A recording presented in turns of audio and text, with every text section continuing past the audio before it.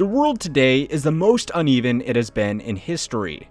The chasm between the haves and have-nots has been widening decade after decade, only to be further accelerated by a global pandemic that has disproportionately benefited the rich while hurting the poor. This has made a lot of people very angry, and valid questions are being asked as to the morality of one person hoarding billions while others don't even have clean drinking water. This inequality has led to new ideas, like President Biden's proposal to tax unrealized capital gains at death to ensure that people can't hoard their assets indefinitely through multiple generations. Now, who knows if this proposal will ever see the House or Senate floor, let alone actually be voted into law. But for the sake of this video, I am going to try to defend the indefensible and convince you that wealth inequality is not as bad as you might think. But before I do, I want to clarify something about all the comments on other videos in this series. I don't actually believe that MLMs are legit or political lobbying is a force for good in the world. I am simply showing that there is always a counter-argument, and sometimes the best way to learn about something, especially something you feel very strongly about, is to hear out both sides of the story. Alright, now that that's out of the way, let's start off with possibly the most damning piece of evidence in the case against the global elite: these graphs. You have likely seen some version of this graph that either tracks income or wealth distribution amongst the population.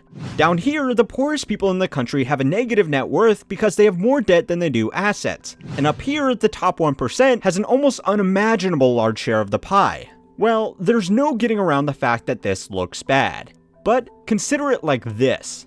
How much does this top 1% actually consume? As in, how many resources are they taking up that can't then be used by the rest of the population? Don't get me wrong, it is certainly more than the average person, but it's not quite as severe as these graphs might have you believe. A joint study by Oxfam and the Stockholm Environment Institute found that the richest 10% of the global population were responsible for just under 50% of all global greenhouse gas emissions. If we assume that these emissions are comparable to consumption, then that gives us a pretty good idea of how this all breaks down. Now, admittedly, there are a few problems with this.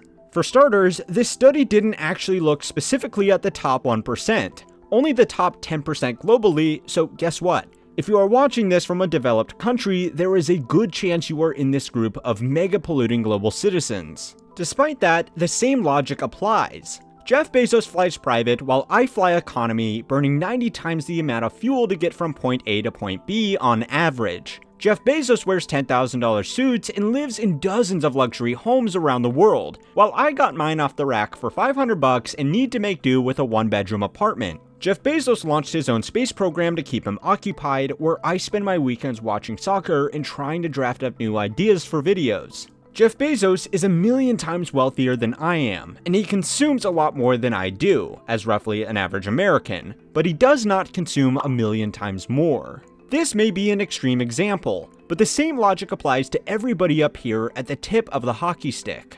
Ironically, the same logic is actually used to argue against wealth inequality. Some prominent figures have argued that rich people are bad for the economy because they don't spend as much of the money they make, whereas a working class family might spend almost everything they make, which does stimulate the economy. Now, neither of these arguments is actually wrong. Wealthier people have a lower marginal propensity to consume, but you can't have it both ways. You can't say they are bad for the economy because they don't use up resources in proportion to their wealth, while also arguing they are bad for society because they have disproportionate use of those same resources. The world is ultimately a place with limited resources. Our economic and financial systems exist to decide how those resources are distributed. Wealthy people have a lot more say over these systems, but they don't use that influence to say, haha, I'm going to hoard basic necessities so you poors can't have any. Now, okay.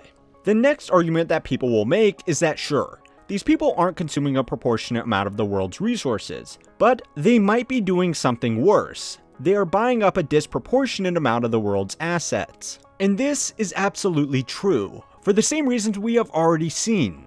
When the average person receives their paycheck, almost all of it will go to covering living expenses. Then, after those are taken care of, whatever is left over may be saved or invested, if that person is financially responsible. And that is a big if. When a wealthy person receives dividends from their holding companies paid to them through their trust, they will also use that money to cover living expenses. But no matter how lavish their lifestyle, they will still have a lot more left over that they can then reinvest back into asset markets. Perhaps the most problematic of these types of investments is the real estate market, because unlike the market for stocks and bonds, their objectives are at direct odds with society, right?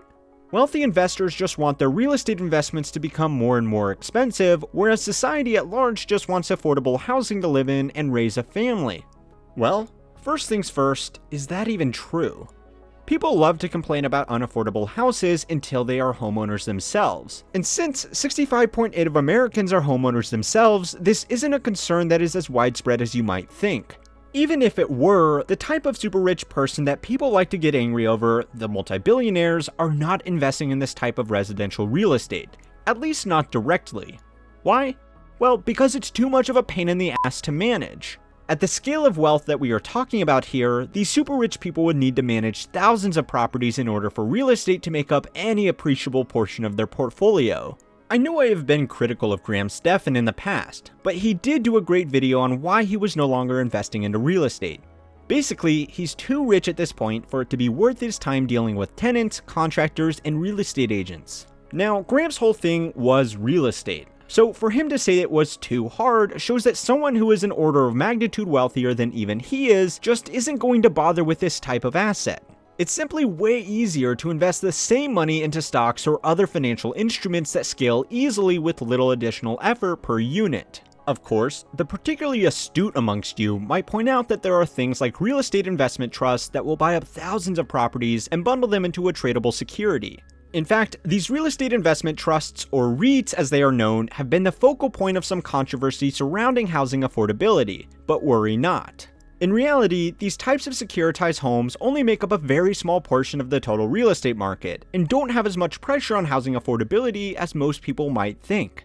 And even if they did, these types of assets aren't particularly popular amongst the super rich anyway, and they tend to cater more to regular household investors as well as pension funds and the like. Now, this is not to say that the ultra-wealthy don't invest into real estate. They do. They just don't buy in the same types of markets that you might. Instead, they buy up commercial real estate, like warehouses, shopping centers, forests, and farms. Bill Gates recently became the largest farmland owner in the United States, which can actually be seen as a very good thing. Personal controversies aside, just think. Who is more likely to invest in new and innovative farming techniques that will provide all of us with more food? Old MacDonald on the barely profitable family farm, or Bill Gates with his billions? Now, the final reason that wealth inequality is not as bad as you think is that, well, wealth inequality is not as bad as you think. What I mean by this is that most statistics you see concerning the disparity of wealth amongst Americans will be based on the data collected by the Federal Reserve Survey of Consumer Finances. This is a fantastic resource that gives regular people an insight into the economy that wouldn't be possible without running multi-million-dollar studies themselves, but it does have some problems. One that is most often identified is that this survey does not account for wealth held in defined benefit retirement schemes. There are a lot of Americans who will be provided with a fixed income in retirement, either through a pension plan they invested in themselves or through a plan provided to them by their employer, something that is particularly common with government employees. These types of schemes are not popular amongst wealthier individuals though, because they naturally have the financial resources to accept some volatility of their returns in their retirement in exchange for higher returns on average. The problem is that defined benefit pensions don't normally get counted as assets because they can't be bought or sold like a stock or a piece of real estate. But if someone had a defined retirement pension of $50,000 per year, then even by the most conservative estimates, they would have otherwise needed a $1 million investment portfolio to provide those same returns. At a suggested withdrawal rate of 3% per year in retirement, you are looking at more like $1.5 million. Oh, and by the way, there are plenty of defined benefits that pay a lot more than this too.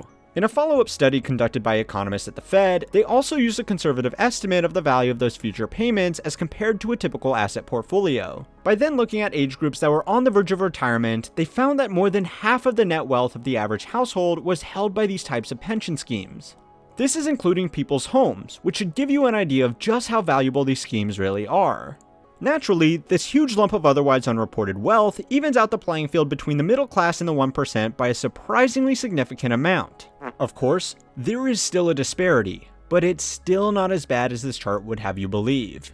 Now, should defined retirement benefits be counted as wealth for the households that will benefit from them? I would argue yes, but you might have your own opinion, just like you will likely have your own opinion on the wealth inequality issue, and that's totally fine. Hopefully, by defending the indefensible, I have given you a fresh perspective to consider. And if you want to see me try and do the same by defending political lobbying and multi-level marketing companies, then go and check out the other videos in this series to keep on learning how money works.